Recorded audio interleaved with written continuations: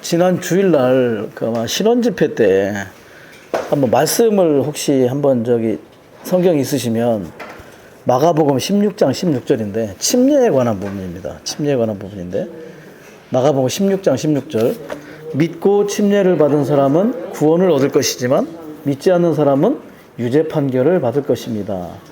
여기서 유죄 판결이 불못을 얘기하는 거죠. 그래서 앞에 문장은 믿고 침례를 받은 사람은 구원을 받을 것이지만 뒤에 문장은 뭐냐면 믿지 않는 사람은 유죄 판결 혹은 불못에 간다는 얘기입니다. 그래서 문장으로 보면 믿고 침례가 사실 두 개가 합쳐져야 불못과 연결되는 게 아니에요. 믿지 않는 자만 불못에 가고 유죄 판결을 받아요. 여기서 말하는 구원은 뭐냐면 세상으로부터의 구원을 얘기해요. 그래서 영혼 불못으로부터의 구원이 아니라 세상으로부터 구원받는 거.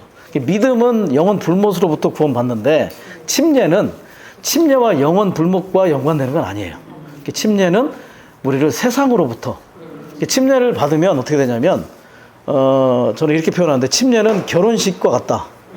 둘이 그냥 이렇게 사실혼 관계에 있다가 그래서 이제 어느 여인을 보고 제가 너무 마음에 들어서 계속 쫓아다니는 거예요. 막 이렇게 마음에 들어서 구애를 하고 근데 어느 날 딱 결혼식을 하면 저 여인은 다른 남자의 여인이 되었구나. 그럼 포기를 하는 거죠. 침례를 받을 때 어떻게 하냐면 완전히 영역을 옮기고 완전히 바뀌는 거예요. 그러면 이제 사탄이 포기를 하는 거죠. 그렇기 때문에 그거는 세상으로부터 구원되는 것이고 그리고 어떤 영역으로 옮기는 것이기 때문에 영원 불못과 관련이 있는 건 아니에요. 그거를 이제 분명하게 하고 계시고 그래서 믿음은 유죄 판결과 영원 불못과 관련이 있지만 침례는 영원 불못이 아니라 세상으로부터 구원받는 것이다. 침례를 선포함으로 사탄으로부터 노임을 받고 세상이 이제 더 이상 붙잡지 않는 거죠. 왜냐하면 애굽에서 나왔잖아요. 이집트에서. 홍해를 건너왔기 때문에 더 이상 이집트로 돌아갈 수는 없어요. 왜냐하면 그 물이 이제는 다 찼기 때문에 그런 부분에 있어서 우리가 조금 나중에 또 침례를 다룰 때 더 이렇게 심도 있게 다룰 기회가 있을 겁니다.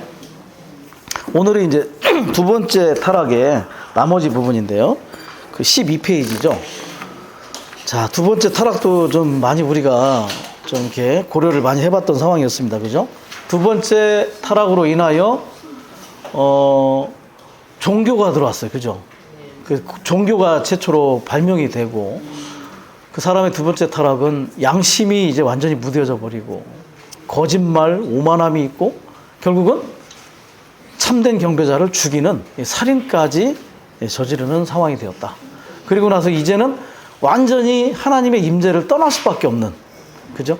그전에는 그곳에서 땀을 흘리면 수고하면 먹을 것을 얻을 수 있었지만 이제는 땀을 흘려도 수고를 해도 땅이 효력을 주지 않는다겠어요. 그처럼 이제 더 큰 저주가 임했다는 것을 볼 수 있죠. 그래서 우리가 이러한 두 번째 타락에서 구출되는 길을 볼 필요가 있어요. 그래서 우리가 첫 번째 타락이나 두 번째 타락이 역사적으로 그냥 그런 일이 있었다 라고만 생각할 것이 아니라 첫 번째 타락으로 인하여 에덴 동산의 어떠한 그 실제가 오늘 우리의 생각 안에 있다는 것을 또 우리가 알게 되고 우리가 항상 선악 지식이냐 생명이냐를 선택의 기로에 있잖아요. 영으로 돌이키느냐 아니면 육체를 선택하느냐 그런 것들을 볼 때 여전히 첫 번째 타락의 어떠한 체험은 우리 가운데 있을 수 있다. 그래서 생명나무를 항상 먹고 마시고 누리는 일을 얼마나 주의해야 하는지 우리는 첫 번째 타락을 보면서 오늘날에도 동일한 적용을 할 필요가 있음을 깨달아야 되겠죠. 두 번째 타락은 이제 경배의 방식에 있어서 하나님을 경배하는 방식에 있어서 하나님이 원하는 방식, 하나님께 합당하고 유용한 방식으로 경배하지 않고 우리의 타고난 관념, 우리의 생각대로 하나님을 경배하지 않도록 종교적인 생활을 하지 않도록 참된 실제의 그리스도를 제물로 드리는 그러한 참된 경배의 생활이 얼마나 필요한지 종교적인 생활에 어떠한 효력 없음을 우리가 또 반드시 볼 필요가 있는 거죠. 이영재님이 그런 그 메시지 안에서 교통이 있었는데 그냥 읽어드릴게요. 종교는 우리가 그리스도 안에서 갖는 누림을 우리에게서 탈취해가며 심지어 도둑질해 간다. 우리의 체험에 있어서 가난하고 가련하게 만든다. 그러니까 그냥 어떤 다람쥐 쳇바퀴처럼 그냥 이렇게 교회 생활 하듯이 참된 실제가 없는 생활, 그런 생활은 우리의 누림이 다 빼앗긴다는 거죠. 누구에게 빼앗기냐? 사실 사탄에게 다 빼앗기는 그러한 결과를 가져올 수 있다는 거예요. 그래서 우리는 정말 이 두 번째 타락을 기점으로 해서 우리가 참되게 그리스도를 체험하고 적용하고 그 그리스도를 제물로 하나님께 경배를 드리는 그러한 제사를 드리는 그러한 제사장들이 될 필요가 있을 것 같습니다. 자, 이제 2번에 구출되는 길. 어떻게 우리가 두 번째 타락에서 구출되느냐. 1번, 자신의 관념에 따라 주제 넘지 않는다. 예, 주제 넘어요. 예, 종교인들은 좀 주제 넘어요. 우리도 종교적일 때 주제 넘을 수 있어요. 자신의 방식이기 때문에. A번, 하나님의 계시에 따르지 않고 인간적인 관념을 따라 선한 일을 하고 하나님을 섬기고 하나님을 경배하려 하는 것이 주제 넘는 것이다.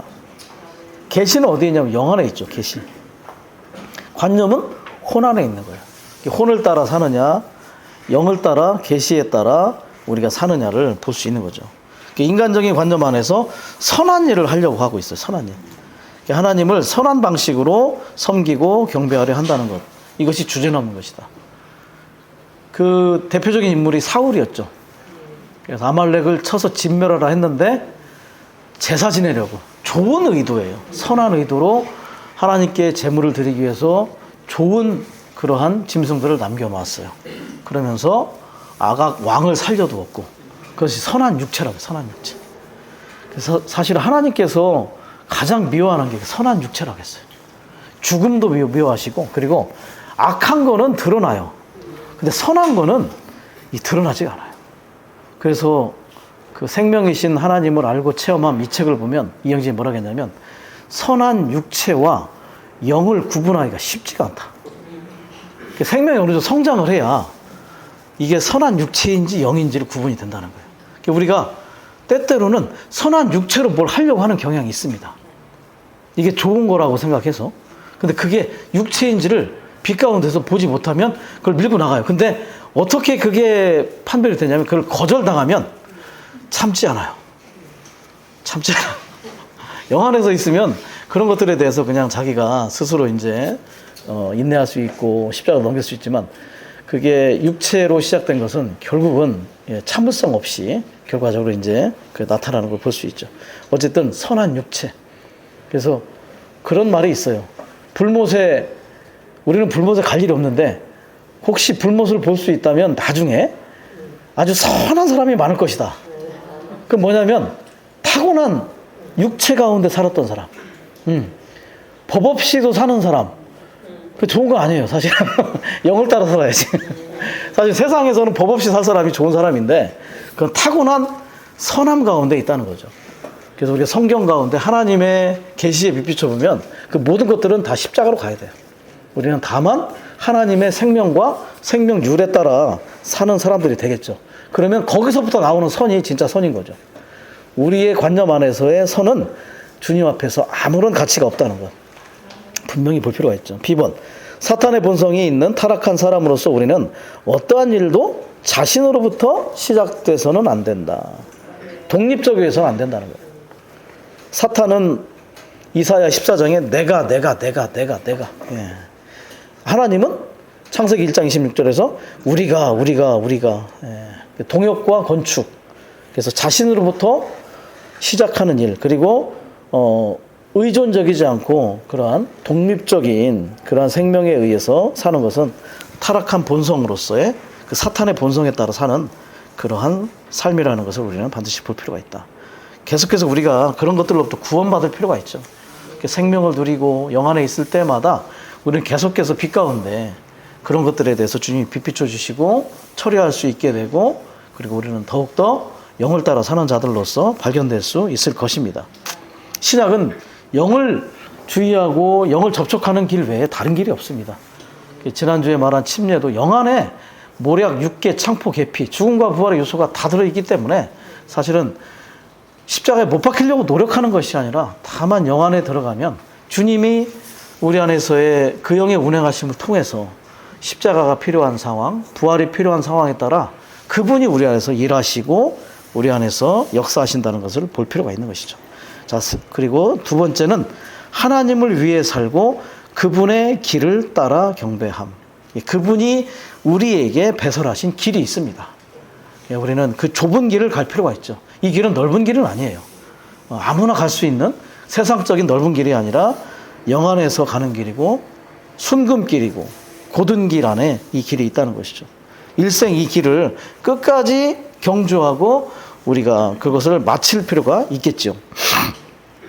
세 번째 같이 읽어볼까요? 인생의 공허함을 아벨의 의미는 공허함이다. 이거는 여러 번 말씀드렸죠. 아벨이라는 이름의 의미와 왜 그런 이름이 있었는지를 우리가 알 필요가 있죠. 자, 그리고 말씀 구절에 전도서 1장 2, 3절 말씀 같이 읽어볼까요?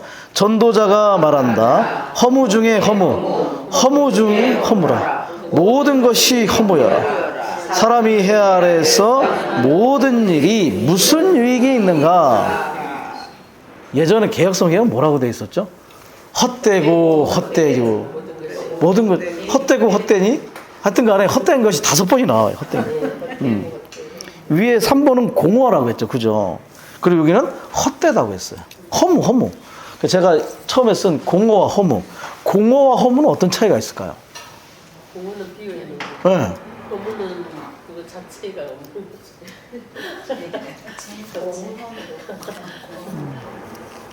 공허는 비어있고 공원은 비어 건물은 편집됐는데 건강한가요? 그러니까 이게 어떤 좀 차이가 있냐면 공허는 그냥 이게 아무것도 없어요, 이 안에. 그럼 공허한 거예요. 그냥 비어 있는 것이 공허한 거죠. 허무는 뭐가 약간 그런 의미가 있냐면 뭘 열심히 했어요. 근데 개혁성경에 보면 전도서 허사를 경영하는 도다 이런 말이죠. 허사. 헛수고했다. 헛일했다. 헛짓했다 이거. 한 10년을 했는데 그냥 무너진 것처럼 아휴 지금까지 내가 뭐 했노? 그 목사님 얘기했잖아요. 50년간 사역을 했는데 너 어디 있었니? 내가 하라는 대로 안 하고 그게 허무한 거야. 허무. 그냥 한 것이 그러니까 어떻게 보면 허무한 것이 공허한 것보다 더 힘들게 할 수 있어요. 예, 허무는 뭔가를 해놓은 이렇게 해놓은 것이 아무 의미가 없게 되는 거예요. 예, 공허한 거는 이제 방에 들어가는데 아무도 없어. 아, 외로워. 공허함 이런 거 있어요. 근데 내가 뭔가 열심히 공부를 했는데 그날 시험을 망쳐가지고 한 칸을 밀렸어가지고 그냥 망해버렸어. 그 끔찍하죠. 그런 일이 있었어요. 회복 안에 어떤 저기 자녀 중에 하나가. 근데 그걸로 공과를 통과했어요. 저기 형제는. 그럼으로 인해서 다음에는 더 좋은 대학을 갔습니다. 어쨌든 그게 뭔가 공과가 있어가지고. 근데 굉장히 힘든 거예요. 허무한 거죠. 그러니까 인생이 그렇다는 거예요. 나중에 보면 이렇게 허무한 일이고 사람이 해 아래에서 하는 일이 모든 일 무슨 유익이 있겠나. 하나님이 함께하지 않고 하나님으로 인하여 하지 않은 일이 무슨 유익이 있겠나. 제가 복음 전할 때 만들어 놓은 파워포인트에 뭐가 있냐면 한 130년 전에 사진을 해놨어요. 그것도 서울 한성 도성에 그 꼬맹이들 있죠. 지금으로 말하면 초등학교 몇 학년쯤 되는 하얀 막 옷을 입고 얼굴 깨끗이 해가지고 지금 보면 어린아이인데 지금 고인이에요. 아무도 안 살았어. 130년이 지나가지고 만약에 살아있다면 사람이 아닐 수도 있어요. 진짜. 근데 그 사진을 보면서 와, 그 시간이 그렇게 지나가는 거예요. 이 사람들이 130년 전에는 어린 아이들이었는데 지금은 없다니까요. 그 정도로 인생이 900몇 년 살다가 600몇 년 살다가 그리고 300년 살다가 갑자기 노아의 홍수 지나고 나니까 120년 살다가 그리고 나서 7, 80으로 줄었다가 그러잖아요. 지금 조금 과학이 발달해서 한 100세 시대까지. 그래도 짧잖아요, 사실은. 그러니까 참 잠깐 왔다 가는 거다, 어떻게 보면. 그죠? 그래서 예전에 동네 할머니들이, 지금 다 돌아가신 동네 할머니들이 누나가 그래요. 아유, 옛날에 우리 처녀적 그러면 아니, 할머니들이 뭐 처녀적 그게 있었을까? 그런데 뭐냐면 그게 엊그저께처럼 생각이 난다는 거예요. 그만큼 뭐라고 하냐면 세월을 쏜 화살처럼 지나갔다는 거예요. 그러니까 금방 지나가잖아요. 저도 지금은요, 마음이 아직도 어떤 때는 막 고3, 옛날 고등학교 거기 막 다니고 있는 것 같아요. 그러니까 막 꿈꿔도 그때 꿈꾸고. 근데 지금 막 벌써 50대 중반이 됐어요. 그러니까 저도, 야, 어떻게 하다 이렇게 세월이 갔는 거. 근데 다 이렇게 순차적으로 왔는데, 근데 어느 날 생각하면, 주님 안 믿고 뭘 이렇게 보면, 별로 뭘 해놓은 게 없는 것 같은 생각이 들고, 야, 한 면에서는 정말 공허하고 허무할 뻔 했구나 하는 생각도 들어요. 근데 그거를 채워줄 수 있는 게 누구냐면 하나님밖에 없는 거예요. 그리고 사람 안에는 뭐가 있냐면 전도서에 영원을 사모하는 마음이 돼. 영원은 그게 하나님 외에는 그거를 만족시킬 수 있는 누구도 만족시킬 수 없는 감각이라 했거든. 사람만이 그 감각이 있어요. 영혼에 대한 어떤 영원한 존재에 대한. 그거를 채우지 않으면 우리 인생이나 사람은 그냥 공허하고 심지어 뭘 해도 허무하고. 근데 또 그 요엘서나 말라기 거기에 보면 또 그게 나오죠. 황축이 먹어버린 세월. 근데 늦었다고 생각하지 말고 지금부터 주의 이름을 부르면 그 남은 못 지나간 잃어버린 세월을 다 보상해 주신다. 늦지 않았다. 그 에드망 이제님이나 랑켄 가성이제님 그러잖아요. 지금도 늦지 않았다. 아직 시간이었다. 여러분이 아직 주의 이름을 부를 수 있고 살아있다면 아직 주님 앞에서 시간이 있다. 랑켄이 항상 얘기하는 게 뭐였냐면 나는 청년의 시대로 돌아가고 싶지 않다. 그래서 난 가고 싶은데 그때 좀 다시 뭘 하고 근데 형제는 뭐냐면 지금까지 수십 년 변화받은 생활을 다시 가서 시작하고 싶지 않다는 거예요. 지금까지 변화한 세월이 얼만데 내가 그 시절로 돌아가서 똑같은 과정을 또 겪는다는 건 내가 좀 쉽지 않다. 그냥 지금 요만큼 이렇게 주님 안에서 변화된 것을 만족한다. 우리는 주님 안에서 이 시간을 더욱더 알차고 보람있게 보낼 필요가 있다. 시간을 그렇게 구속해야 되죠. 대가를 지불해서 계속 시간을 사와야 돼요. 그래서 몸을 계속 집회 가운데 두고 몸을 잡고 주님을 추구하는 곳에 주님을 누리는 곳에 우리가 둘 필요가 있죠. 자, 그리고 4번입니다. 그걸 제가 쓴 거 이게 뭐냐면 혹시 이거 아시는 분 있을까요? 이거를 제가 왜 써놨을까요?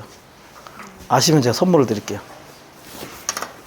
밀가루 90석, 소 30마리, 양 100마리, 숫사슴, 암사슴, 노루, 새들. 이게 도대체 뭘까요? 아시는 분 제가 선물 드립니다. 예? 그러니까 왜 써놨을까요, 제가? 재물. 예.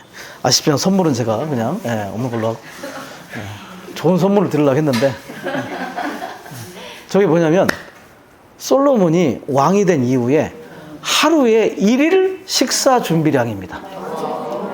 솔로몬 왕을 위해서 뭐 가족들도 있겠죠? 중요한 하루 식사 재료.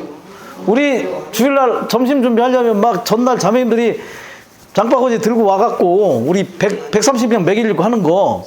근데 이 한 사람이 이만큼을 준비해요. 뭐 다 먹지는 않겠죠? 자기 주변에 자기와 관련된 사람들의 식사 준비량. 제가 장례 안식 집회에서 혹시 말씀 전하게 되면 가끔 이걸 인용하는데 그래서 그 사람이 뭐라 했냐면 이렇게 사는 사람이 허무하다 그랬어. 세상에 이 사람보다 더 영광스럽게 사는 사람, 세상의 영화로움이 이거보다 더 뛰어난 사람이 없다겠어요. 부인 몇 명? 네.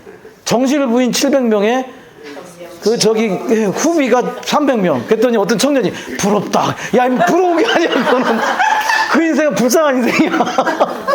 자유가 없어 그러면. 그런데 그 부인들이 다 뭐예요? 이방인들 데려다가 그러니까 막 산당이 우상이 그냥 곳곳에. 그러니까 세상에 남자로 보면 누릴 만한 건 다 누린 거예요. 자기가 할 수 있는 건 다 하고 먹고 싶은 거 다 먹고 그리고 막 자기가 정복한 곳에서 금이고 뭐고 다 들고 오는 거예요. 막 아프라 자꾸. 그러니까 그때 그 이디오피아 구스의 시바의 여왕도 그때 와서 해가지고 다 인연 있는 거고. 근데 주님이 그랬잖아요. 솔로몬의 영화도 저 들에 있는 들풀 꽃보다 못하다. 아무것도 아니라는 거예요, 사실은. 네. 그러니까 그게 결국은 우리 인생이 하나님이 우리를 채워놓지 않으면 아무 의미가 없어요. 알렉산더가 그 유명하죠. 죽을 때 뭐라고 했냐면 관에 양쪽에 구멍을 뚫어라. 팔을 이렇게 내놓으려고, 손을 내놓으려고. 의미가 뭐냐면 그 불교에서 말하는 공수래 공수거라는 거예요. 올 때 아무것도 뭐 안 갖고 왔고 갈 때도 아무것도 못 갖고 간다 이거예요. 예. 33살인가 죽었어요. 32살인가. 알렉산더가. 예. 어떤 뭐 독살인지 뭔지는 모르겠지만 아마 유럽에서 알렉산더가 정복한 그 땅이 제일 넓었을 거예요. 역사적으로. 그러니까 이 사람은 뭐 겁나는 게 없는 사람이었죠. 정복군주였고 철학가였고. 그러니까 항상 정복할 때마다 철학가들을 70명씩 데리고 다녀요. 온 땅에다가 헬라 철학을 다 막 헬라 문화를 전파하려고. 알렉산더가 잘한 것 중에 하나가 언어를 통일한 거예요. 그 코인의 헬라어 통일해가지고 그 유럽이 이제 로마가 그 언어를 쓰고 그리고 주님이 로마 시대 태어나가지고 그리고 나서 신약 성경이 이제 그 코인의 헬라어로 쓰였죠. 그거는 굉장히 좀 역사적으로 좋은 일인데 어쨌든 그냥 그렇게 모든 것들을 다 이루었지만 마지막에는 아무것도 없다. 가져갈 게 없다. 네. 우리가 가져갈 게 뭐가 있겠어요? 우리 안에 조성된 그리스도밖에 없어요. 몸은 여기다 두고 가야 돼. 몸은 이 땅에다가 이제 묻어야 되고 우리의 영혼은 이제 그대로 음부로 내려가서 낙원에 들어가는데 그건 뭐냐면 우리 혼이 변화된 만큼 내려가는 거예요. 그래서 제가 기를 쓰고 변화가 돼야 된다는 게 그겁니다. 그만큼 변화가 안 된 상태로 내려가면 나중에 이제 부활할 때 뭐냐면 그만큼 그대로 부활하는 거예요. 그러면 또 이제 심판을 또 받아야 되니까. 그래서 시간 있을 때마다 변화를 받아라. 그래서 더 열심히 살고 더 열심히 운동하고 더 병을 고치고 더욱더 주님 앞에 누가 저보고 형제님 운동 좀 해야 될 것 같은데 근데 저도 참 이게 잘 안 돼요. 우리가 계속 우리의 시간을 어찌하든지 그리고 정말 변화되지 않은 채 랑지는 그랬잖아요. 50년을 지금 어떤 분이 저렇게 주님 품에 가지도 않고 저렇게 있는 거는 정말 몸에게도 고난이고 자신도 정말 그렇고 왜냐하면 변화가 없어요. 생명 안에서 변화가 없으면 우리가 그 참 계시가 있어야 돼요. 우리가 정말 주님 앞에서 얼마만큼 더 변화가 돼야 돼요.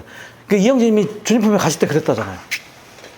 내가 회복 안에서 죄인의 괴수라고 이영진님이 그러셨다는 거예요. 그래서 나는 이해가 안 되네. 저런 분이 저러면 우리는 뭐야? 그런데 빛을 보니까 자기가 빛 가운데 있으면 육체가 어떤 걸 아는 거예요. 우리가 빛이 없으면 우리 자신이 안 보입니다. 어둠 가운데 있을 때 자기 집에 빛이 그때 누가 신원하시대. 자기 집에 빛이 들어오면 다른 사람은 안 보여요. 다른 집 안 보여요. 내 집에 뭐가 보이죠. 근데 나한테 빛이 없고 저기 하면 다른 집이 뭐가 있는지 보여요. 그쪽에 빛이 있으면. 그러니까 가서 아이고 이거 내가 치워줄게. 아 근데 뭐야 이거 눈에 그거 빼줄게. 자기 눈에 뭐가 있는지도 모르고 그러는 거예요. 그게 정말 빛이 필요하다. 얼마나 더 변화가 돼야 되고 얼마나 생명 안에서 더 성장이 있어야 되는지 우리가 시간을 더 구속할 수 있기를 원합니다.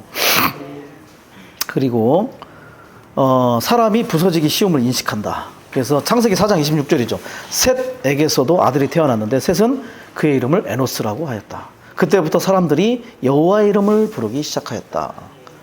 자, 셋은 가인과 아벨이 이제 아벨 죽고 가인이 하나님의 임재를 떠난 후에 아담과 하와가 다시 낳은 아들이에요. 하나님의 경륜이 이어질. 그래서 셋이라는 이름의 뜻이 뭐냐면 다시 세우다 이런 뜻입니다. 셋. 다시 세우다를 영어로 하면 뭐죠? 리셋. 그냥 리셋이라고 외우세요. 아, 셋은 뭐다? 리셋이다. 다시 세운다. 다시 세팅하다 이런 뜻이에요. 그러니까 지금 무너져 버렸잖아요. 가인으로 인해서 다 무너져 버렸어요. 그거를 이 셋이 다시 세운 거예요. 자, 그러면 아담과 하와가 셋에게 지금 아담과 하와가 셋에게 얘기를 해줬을까요? 안 했을까요? 지금까지 모든 상황을 복음과 모든 것들 얘기해 줬겠죠. 사실은 생명나무 앞에 갔는데 엄마 핑계를 댔는지 모르겠지만 네 엄마가 하여간 그래 그냥 이렇게 홀랑 넘어가가지고 유혹됐어. 그래가지고 그냥 먹고 나도 주더라고. 그래서 나도 먹었다라. 그래서 이렇게 된 거야. 했는지는 모르겠으나 어쨌든 얘기를 다 했을 거라고요. 그리고 가죽 옷을 이렇게 하나님 입혀주셔서 이렇게 제사를 지내라고 했거든. 근데 네 윗대에 바로 그 삼촌 세대에 아벨이라는 분은 그렇게 했어. 그걸 듣고. 근데 가인이란 네 삼촌은 안 그랬다고. 그러면서 결국 이렇게 됐다고. 그 얘기를 들은 셋은 참 인생이 그렇구나. 사람의 인생이 허무하고. 그리고 이제 아들을 낳았어요. 그러고 나서. 그러니까 에노스라고 줬죠. 에노스의 뜻이 뭡니까? 첫 번째, 깨어지기 쉬운 사람. 깨어지기 쉬운 사람. 에노스란 뜻이. 사람은 깨어지기 쉽다. 두 번째, 부서지기 쉬운 사람. 깨어지는 거나 부서지는 거나, 그죠? 참 사람은 깨어지기 쉽고 부서지기 쉽다. 세 번째, 죽을 수밖에 없는 사람. 연약한 거예요. 아, 사람은 정말 연약하구나. 깨어지기 쉽고 부서지기 쉽고 죽을 수밖에 없는 게 사람이구나. 그래서 어떤 분이 그러시더라고요. 어떤 선생님이. 여기다가 이렇게 써붙여야 된대요. 이마에다가. 뭐라고 자민이? 취급주의. 취급주의. 던지지 마시오. 함부로 눈을 흘겨서 보지지 마시오. 깨집니다. 비난하지 마시오. 쉽게 깨집니다. 어떤 때는 이렇게만 쳐다봐도, 예, 저는 제 눈빛이 무서운지 몰랐어요. 훈련 받을 때. 지금 부산에 있는 자매인데, 너는 이렇게 쳐다보고 그냥 얘기했거든요. 그 자매가 공포에 떨었어요. 눈빛이 너무 무섭다고. 그런 얘기를 여러 번 들어가지고 그때부터 그냥 많이 웃고 다닙니다. 제가 안 웃으면 굉장히 무서운 얼굴이래요.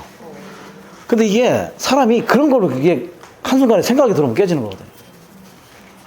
제가 써놓은 영어가 뭐냐면 frailty, Thai name is a woman. 이게 뭐냐면 아시는 분 아실 거예요. 햄릿, 섹스피어의 햄릿에 나오는 대화 중에 하나인데 그 햄릿의 아버지가 왕이었어요. 근데 숙부, 작은 아버지가 왕이 되고자 아버지를 독살해 죽였어요. 죽이고 나서 다 덮고 그리고 나서 자기 형수님이죠. 햄릿의 어머니에게 결혼하자고 청혼을 한 거예요. 근데 제정신 박힌 왕비 같으면 해요? 지금 다 알아. 그리고 암암리에 다 알고 있어. 자기 남편을 죽인 게 자기 동생이 그 시동생인 거를. 그럼 제정신 박힌 여자 같으면 결혼하겠냐고요? 안 하죠. 대답을 안 하는 게 좀 이상한데 자매들. 안 해야 되잖아요. 근데 한 달 만에 결혼을 했다고. 그때 햄릿이 아들이 엄마를 보고 한 얘기예요. frailty, 깨지기 쉽다. 약한 자요, 이런 뜻. 약한 자요, 유명한 말. 그대 이름은 여자. 이거 약한 자요, 그대 이름은 여자. 유행가 가사 아니고 섹스피어에 나오는 그 햄릿에 나오는 거라니까. 약한 자요, 그대 이름은 여자. 그게 뭐냐면 흔들린다는 거예요. 그 왕비직을 유지하고 싶고, 그리고 잘못하면 거절했다가 죽을 수도 있으니까. 우리는 그 정도로 다 약한 사람이에요, 사실은. 예, 여자가 뿐이 아니고 다 남자도 약한 존재고. 깨지기 쉬우니까 뭘 했냐? 비로소 그때부터 여호와의 이름을 부르기 시작했다. 부를 수밖에 없었다.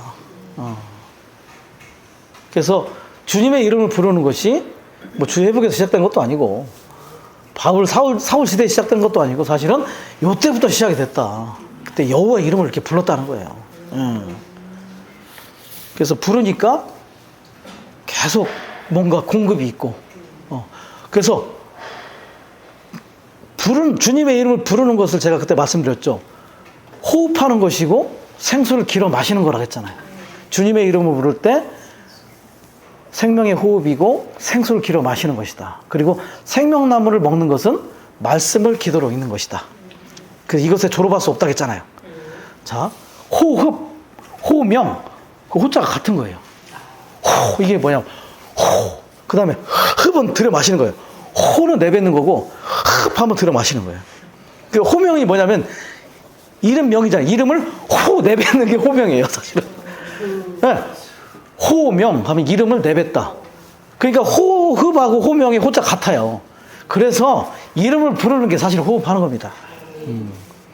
계속 주님의 이름을 부르라는 거죠. 그래서 그 부르다의 구약의 히브리어는 콰라라고 그래. 콰라.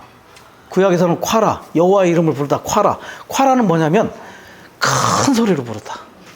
제가 써드릴게요. 콰라. 구약에서 콰라.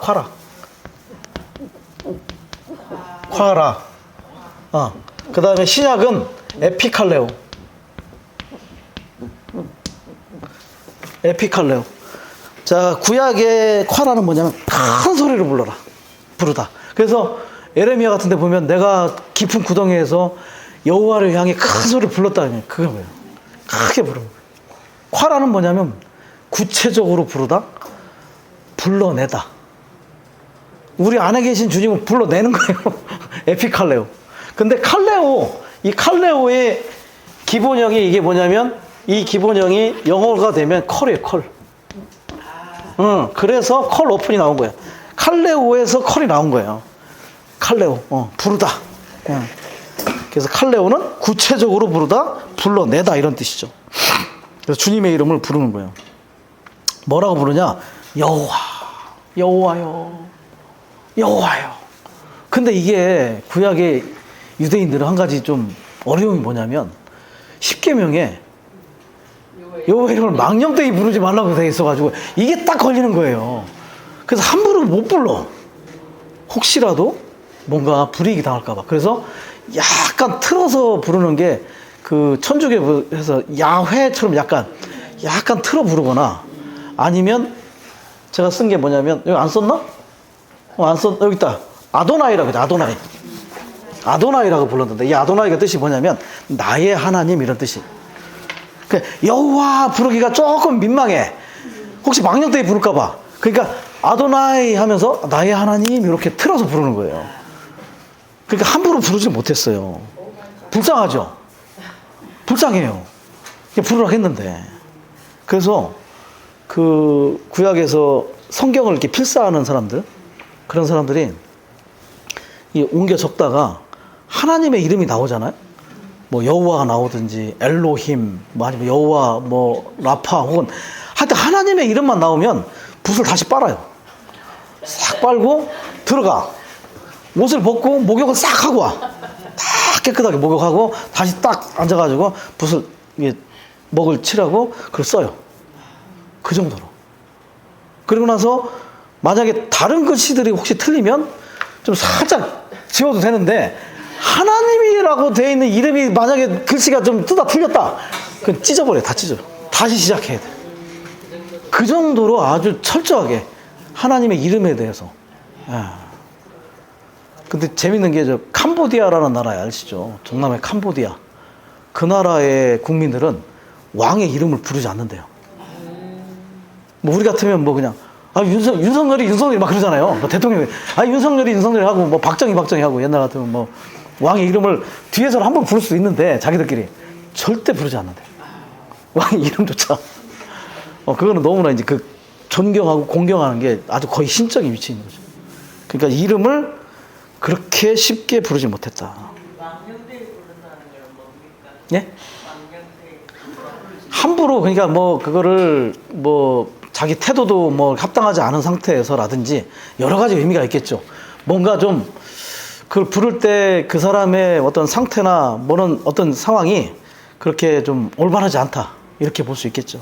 그러니까 그럴까봐 그렇게 부르지 못할 때가 많이 있었다는 거죠. 어쨌든 그런 상황이었다. 자, 그리고 이제 여기서 여호와란 이름, 여호와는 뭐냐? I am that I am. 이건 뭐냐면 나는 무엇이다, 이런 뜻이에요.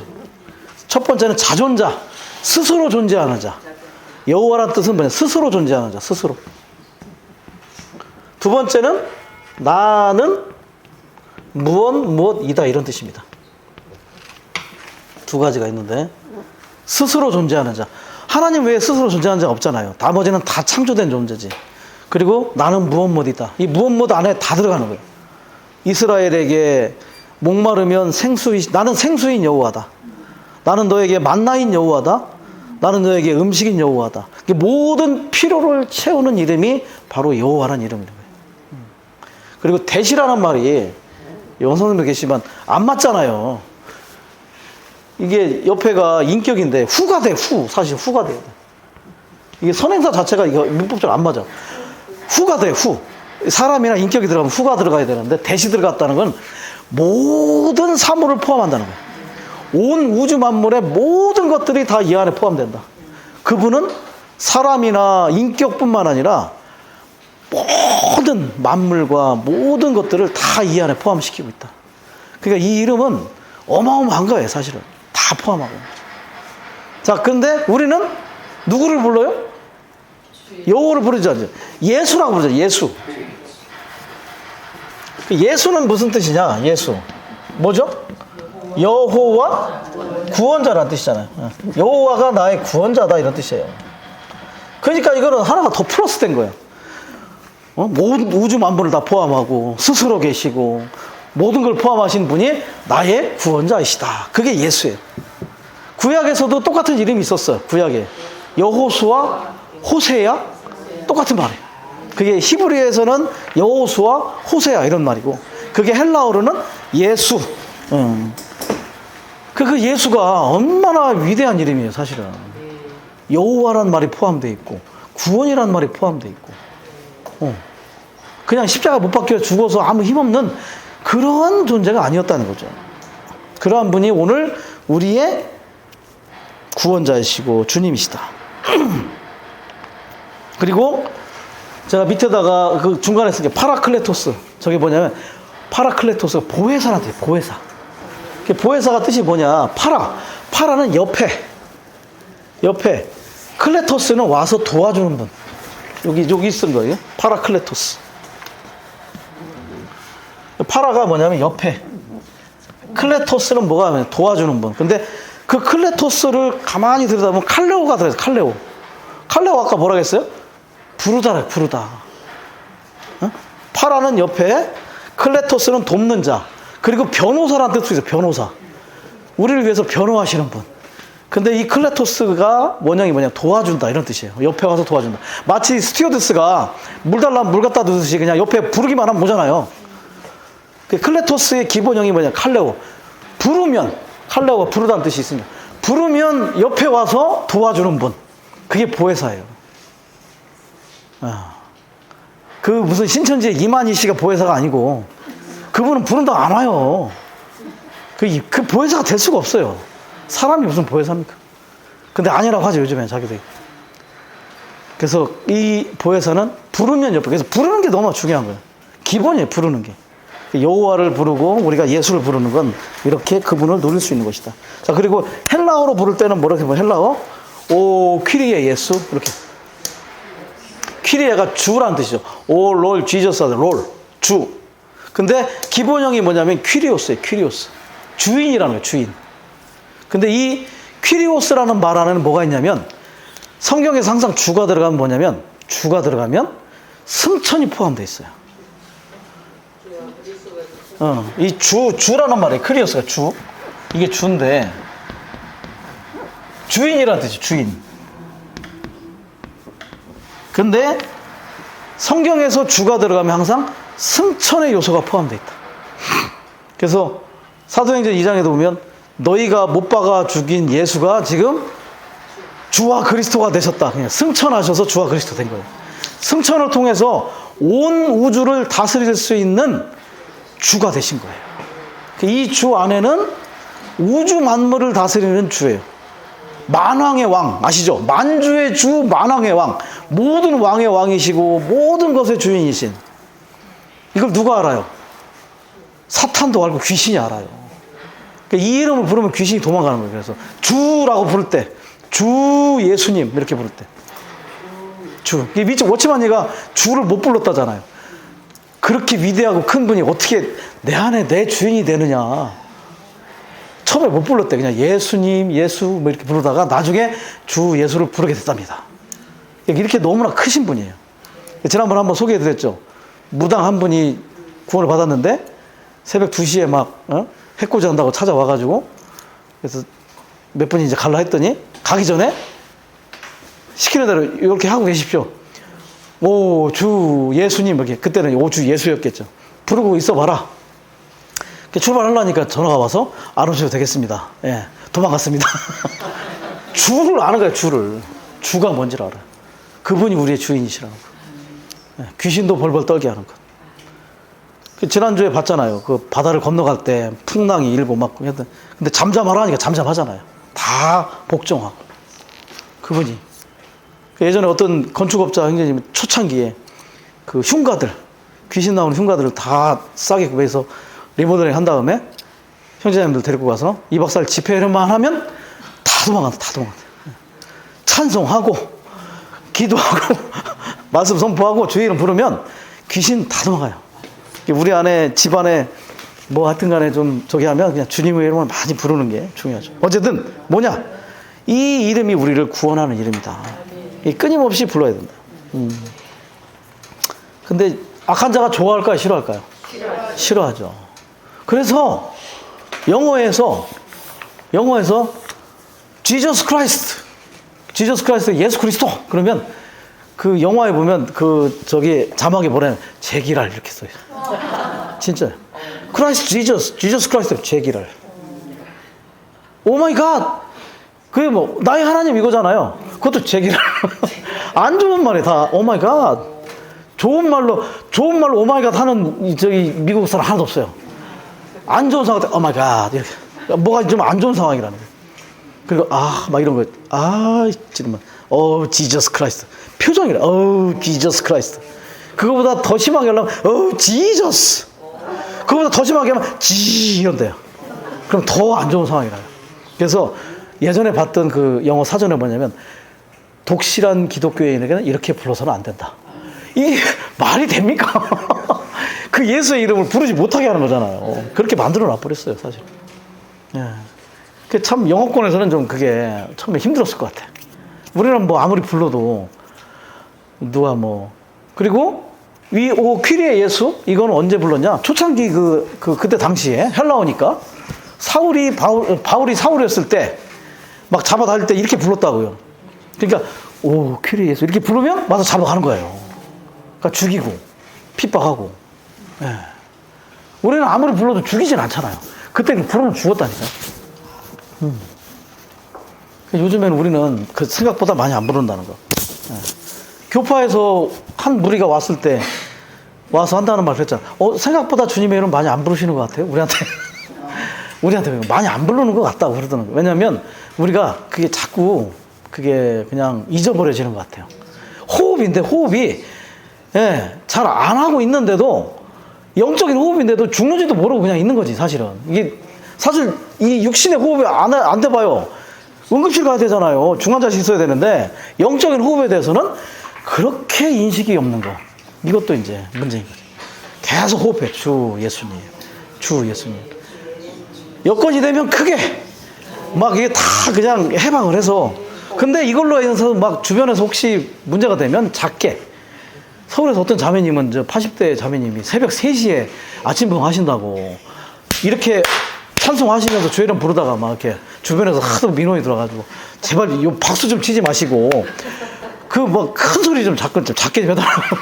그래서 민원이 올 정도로 할 필요는 없지만 우리는 그렇게 해방하는 방법으로 할 수도 있고 아침에는 작게 해도 됩니다. 주님을 접촉할 때 사랑스럽게 주님을 접촉할 필요가 있겠죠.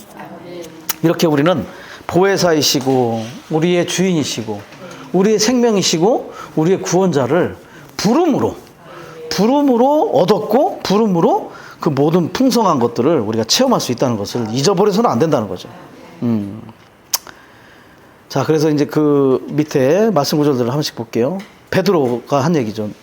사도행전 2장 21절 누구든지 주님의 이름을 부르는 사람은 구원을 받을 것이다 라고 하셨습니다. 베드로가 그랬어요. 근데 거기에 보면 2장 17절에 뭐가 있냐면 나중에 찾아보세요. 내가 모든 육체 위에 내 영을 부어준다는 말을 해요. 내가 마지막 시대에 모든 육체 위에 내 영을 부어줄 것이니 뭔가를 부어줬다는 건 쏟아 부어줬다는 거죠. 자, 쏟아 부어진 것을 마시려면 어떻게 해요? 입을 벌리면 돼요. 21절 그래서 입을 벌려 주님의 이름을 부르면 이 쏟아져 내려온 영을 우리가 마실 수 있는 거예요. 그래서 우리는 계속해서 우리 입을 벌려서 주님의 이름을 부를 필요가 있죠. 로마서 10장 13절 바울이 한 얘기입니다. 누구든지 주님의 이름을 부르는 사람은 구원을 받을 것입니다. 그런데 12절에 뭐라고 했냐면 로마서 10장 12절에 그분을 부르는 모든 사람들에게 풍성하시기 때문에 부른다. 부르면 풍성해진다. 믿음을 가지고 부를 때 그 이름이 내 안에서 풍성해진다는 것을 체험한다는 걸 갖고 불러야 돼요. 이영진 메시지 중에 이런 게 있어요. 우리에게 그리스도의 몸의 실제가 나타나지 않는 이유는 그리스도의 풍성을 매일의 생활에 거의 적용하고 나타나지 않기 때문이다. 그리스도의 몸의 실제가 부족한 것은 그리스도에 관한 풍성한 체험이 없어서 그렇다는 거예요. 그리스도에 관해서 풍성히 누리면 그리스도의 몸의 실제가 나타날 수밖에 없다.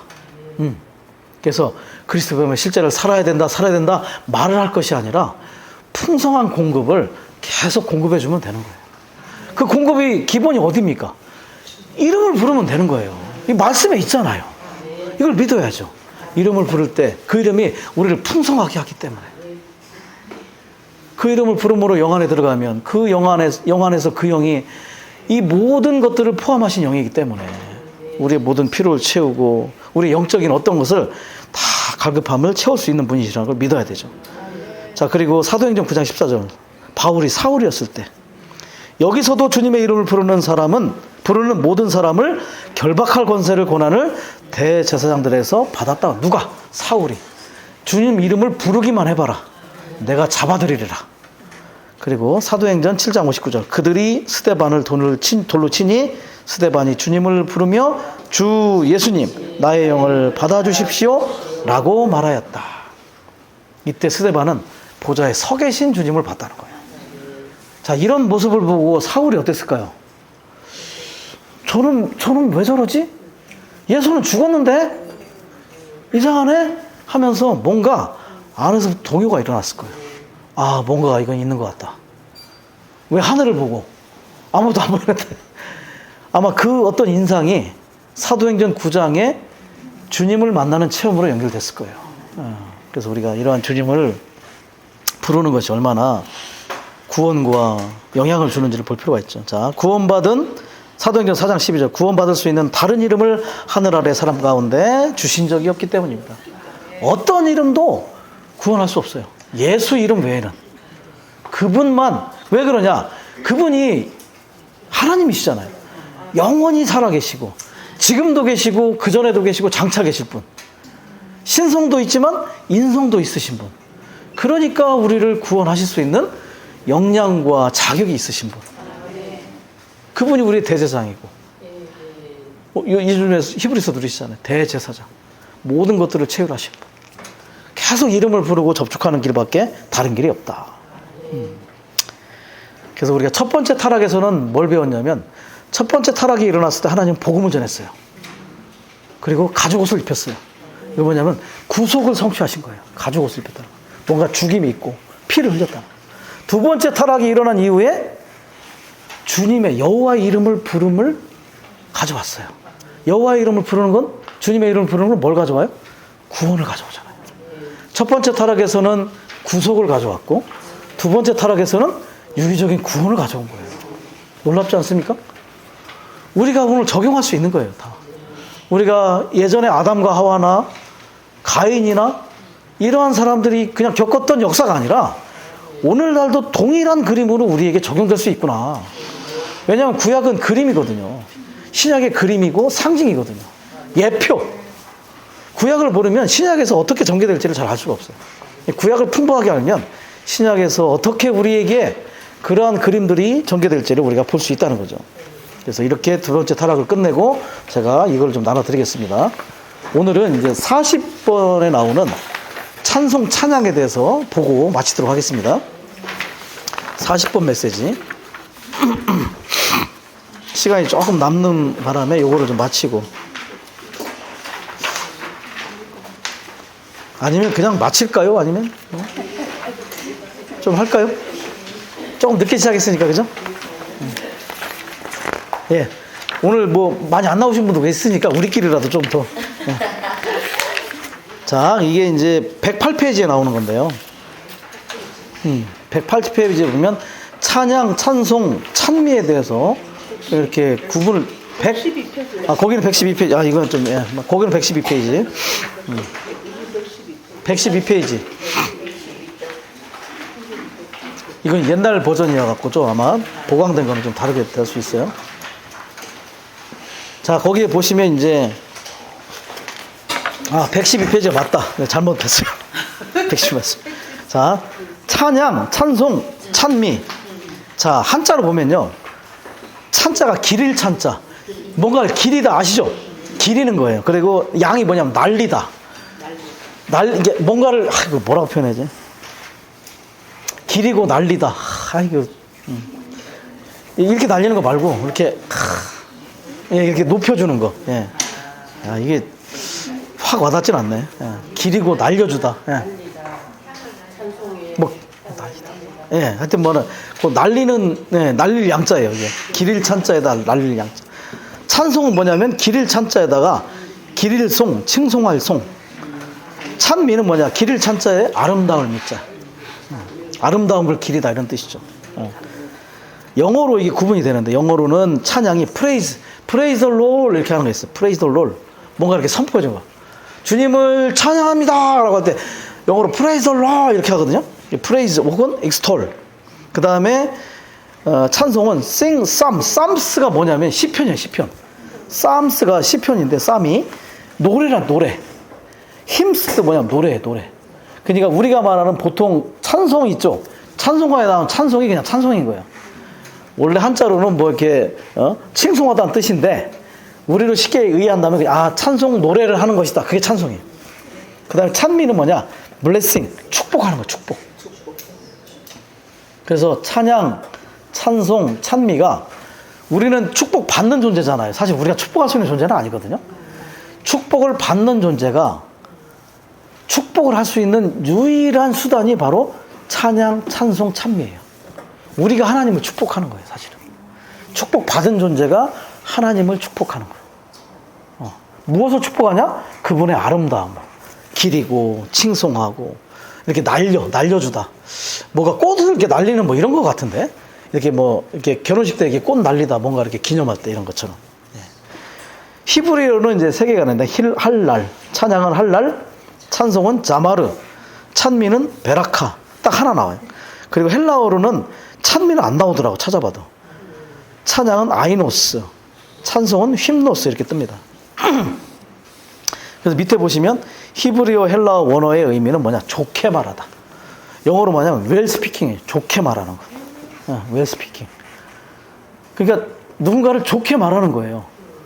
나를 축복해 주신, 나에게 생명을 주신 하나님을 좋게 말하는 거. 제가 누군가를 좋게 말하려면 뭘 좀 받은 게 있거나 아니면 날 잘해주면 좋게 말하죠. 그런 게 없으면 좋게 말 안 하잖아요. 말할 것도 없고, 누구를 나를 얼마나 참 이렇게 해주더라 하면서 하나님이 우리에게 주신 생명과 은혜와 구원과 구속과 이런 것들에 대해서 좋게 말하는 것이 찬양이고 찬송이고 찬미다. 그러니까 그 나눠드린 그 무유물을 보시면 먼저 찬송입니다. 1페이지. 찬송을 보시면 찬송의 대상이 있어요. 4가지가 있는데 하나님을 위한 찬송, 두 번째는 사람을 향한 찬송, 세 번째는 자신을 위한 찬송, 네 번째는 서로 화답하며 부르는 게 있어요. 자, 당연하게 찬송의 첫 번째는 하나님을 위한 찬송이죠. 그게 가장 중요한 거예요. 찬송의 목표는 하나님을 향해야 한다. 자, 시편의 내용은 주로 하나님을 위한 찬송이다. 주로 51편에 보면 하나님을 위해 간구하는 찬송이 많이 나온다는 거예요. 그래서 3번, 모든 찬미의 찬송이나 감사의 찬송이나 기도의 찬송은 모두 하나님을 향해 부른 것이다. 두 번째, 사람을 위한 찬송, 사람을 향한 찬송이 있어요. 시편 37편과 133편은 다 사람을 향한 찬송인데, 이건 뭐냐? 사람에게 말씀을 선포하거나 하나님 앞으로 나아가도록 사람을 격려하는 찬송이다. 원래는 하나님께 하는 건데 사람을 향해 선포해 줌으로 그 사람이 하나님 앞에 나아가도록 격려해 주는 찬송이라는 거예요. 모든 찬송이나 권면의 찬송은 모두 복음 찬송. 복음 찬송은 사실은 하나님을 향해, 하나님 위해 부르는 것이지만 새신자들이 듣게끔 하는 거잖아요. 그들이 어떻게 하냐면 하나님께 인도되고 하나님께 나아가도록. 이게 목적이라는, 이게 바로 사람을 향한 찬송이라는 거지. 또 권면의 찬송이 있어요. 어떤 이들을 위한 권면의 찬송. 그거는 다 사람을 위해서 그 사람이 듣고 하나님 앞에 나아가도록 부르는 것이다. 세 번째, 자신을 위한 찬송. 시편 중에 보면 내 호나라고 외친 부분들이 많이 나와요. 특히 거기에 나온 거 있죠. 시편 42편, 43편, 62편, 103편, 104편, 116편, 146편을 보면 내 호나라고 부르는 찬송이 있어요. 시편이. 그건 뭐냐? 자신을 향해서 부르는 거예요. 그 비교해 보면 예레미야 4장 19절에 보면 예레미야 그랬죠. 내 창자여, 내 창자여, 내 가슴이여, 나의 호나 이러면서 이렇게 부르는 것도 있다는 거죠. 이건 뭐냐면 자신을 향해 부르는 거예요. 하나님을 위해 부르는 찬송인데 자신을 향하여. 이 목적은 뭐냐? 이러한 찬송들은 항상 끝부분에 가서 사람을 하나님 앞으로 인도한다. 자신의 마음과 교통한 결과는 항상 하나님과의 교통이다. 네. 그래서 원래는 하나님을 위해 부르는 건데 이것이 특별한 목적을 갖고 사람들을 향해 부르고 자신을 향해 부르는 게 있다. 목적은 뭐냐? 들은 사람이 하나님께 나아가도록. 그것 중에 이제 복음 찬송도 거기에 포함된다는 것. 네. 그리고 마지막에 서로 화답하여 부른다. 우리가 주일날 많이 화답하죠? 골로새 3장 16절이나 에베소 5장 19절에 나오는 거예요. 화답하여 부르는 거. 그래서 한 형제가 부르면 다른 형제가 또 뭐 응답하여 부르고, 이 형제가 부르면 다른 형제가 또 응답하고, 몇몇이 또 부르면 또 다른 사람이 화답해서 선포하고 부르고. 이 내용은 이제 그리스도인의 50 필수 과정에 15장에 나온다는 거죠. 자, 이렇게 찬송의 대상이 4가지가 있다는 거를 그냥 이렇게 참고적으로 알아주시면 좋겠어요. 목적이 좀 다르죠, 그죠? 자, 2번은 뭐냐? 찬송을 부름으로 성령이 충만되도록 영을 훈련하는 거예요.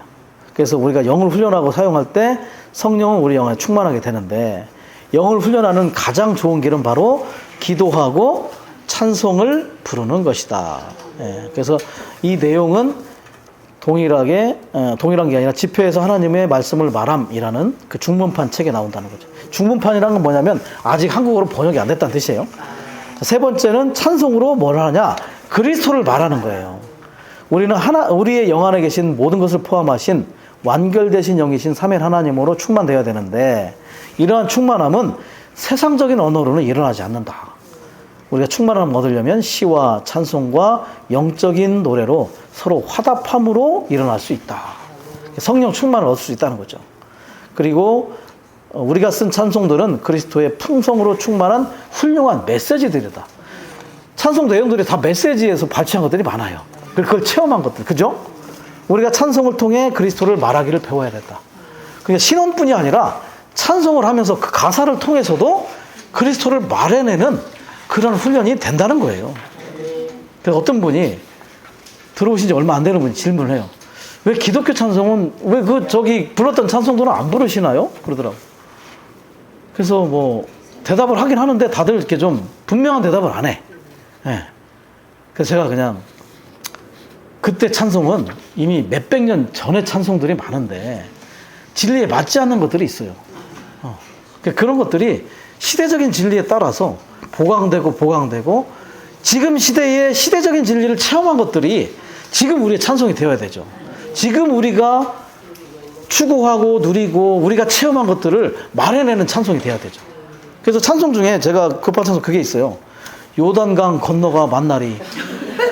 죽으면 요단강 건너서 천국 간다는 거예요. 그게 요단강 건너면 가나안으로 가야 되는데, 좋은 땅이고 좋은 땅은 그리스도고 좋은 땅에서 성전을 건축해야 되는데 요단강 건너면 죽는 걸로 알으니까 그게 어떻게 맞겠어요. 요단강 건너서 만날 수 없어요, 사실은.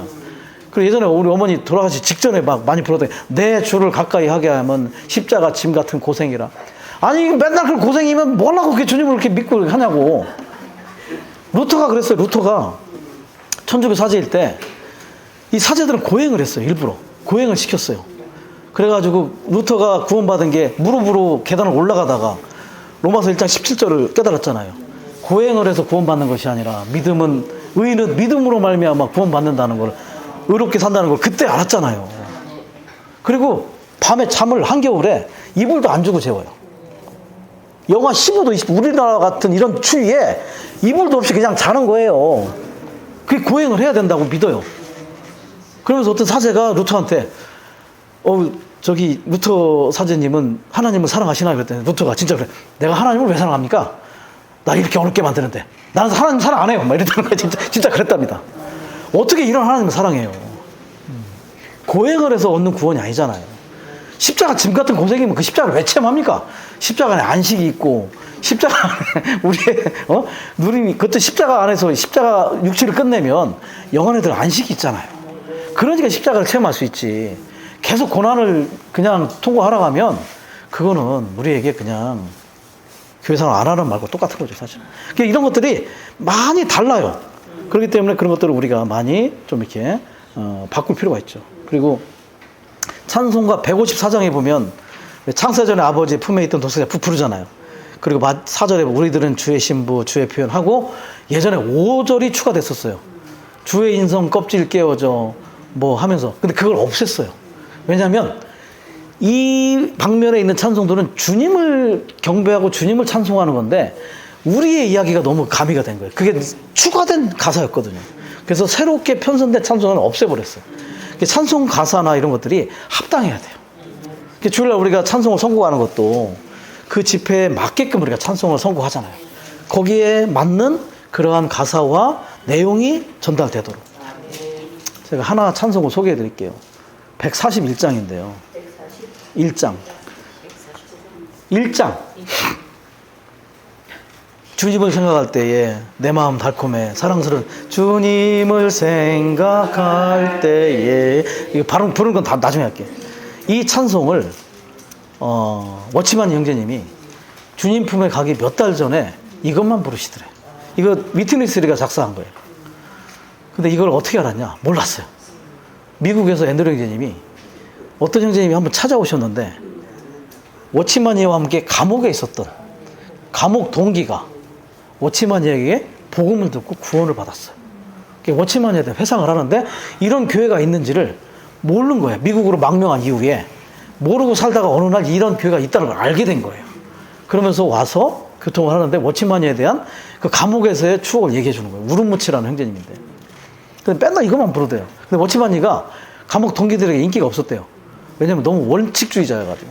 그리고 이 평가해 주는 사람, 왜 그 자기 그 평가에서 해주는 그런 사람이었다는 거예요. 그런데 하나님에 대해서는 아주 분명하더라. 거기 감옥에 그리스도인이 몇 명 있었어요.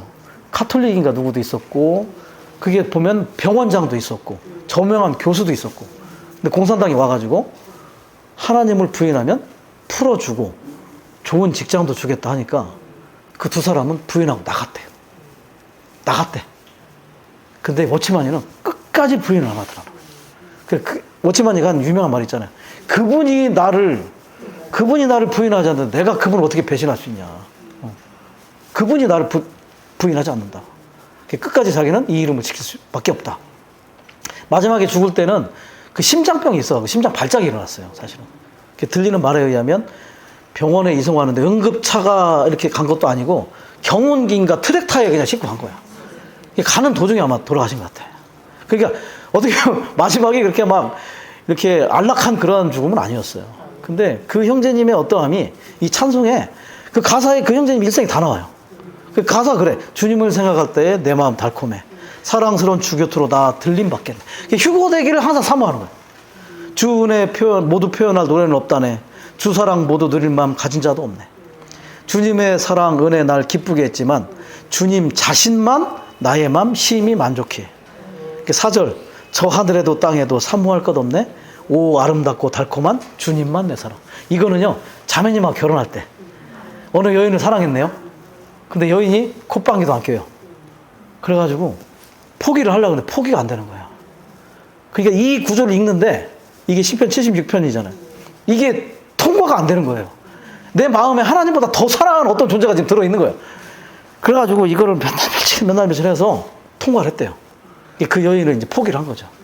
왜냐면 복음을 전하려면 뭐 쳐다보지도 않고 뭐 그냥 그러니까. 그래서 완전히 포기를 하고 다시 이 말씀을 회복한 거예요. 저 하늘에도 땅에도 사모할 것 주밖에 없다고. 그러고 났더니 몇 년 후에 복음 집회하는데 누군가가 저기 서 있는데 보니까 그 여인이 와 있더라네. 그래서 결혼을 한 거예요, 나중에. 그래서 그때 중요한 게 포기하면 주신다. 그거를 갈구하면 안 주시고, 포기하면 주신다고 생각하고 포기하면 안 되고, 진짜로 포기한다는 거지. 그랬더니 나중에 온 거예요. 와서 복음을 듣고 결혼했죠. 근데 일생 자녀는 없었어. 자녀는 없어. 그래서 이 두 분에 대한 그 사랑이 너무 애틋해가지고 감옥에 있는 동안에도 항상 편지를 써요. 내가 그리고 다 형량이 끝났어. 그래서 나갈 때가 되면 다시 뭔가를 추가시켜요. 공산당에 못 나가게. 다른 걸 또 해서 추가시켜서 또 있게 하고 또 있게 하고. 그러니까 20년을 그냥 있는 거예요. 그러니까 자매님한테 내가 나가면 이제 당신하고 마지막 여생을 같이 어떻게 보내고. 근데 이게 나갈 수가 없는 거예요. 계속. 그러다가 돌아가시 1년 전에 자매님이 먼저 주님 품에 가시고 그때부터 몸이 굉장히 쇠약해졌대. 그 어떤 그 충격에 의해서. 그러면서 그때부터는 편지 대상이 누구냐면 조카한테 편지를 보내는 거예요. 이제 나가면 내가 뭐 가족들하고. 근데 그러고 1년 있다가 그냥 그렇게 주님 품에 가신 거예요, 사실. 근데 그 몇 달 동안 이것만 부르더라는 거예요. 그 형제님이 계속 들어보니까 이것만 계속 흥얼. 주님, 뭐, 생각하면서. 그러고 나서 그 얘기를 듣고 이 찬송을 보니까, 이 찬송이 예사롭지가 않은 거예요. 오치만니가 어떻게 주님을 누렸는지. 저는 주일날 이 찬송이 선곡되면 제가 꼭 이걸 설명을 한번 하거든요. 그러면서 한 번 더 부르자 하면 아마 눈물이 나와가지고 사실은 잘 못 불러. 근데 이게 찬송 안에서 우리가 어떻게 주님에 대한 감상, 주님을 그 표현하는 메시지들을 우리가 충분히 누릴 수 있다는 것. 이거를 우리가 볼 수 있다는 거죠. 자, 찬양 이거 할 수 있을까요? 이거 다음 주에 하죠. 안 되겠어요. 이것도 시간이 좀 걸려요. 그래서 찬양은 다음 주에 하겠습니다.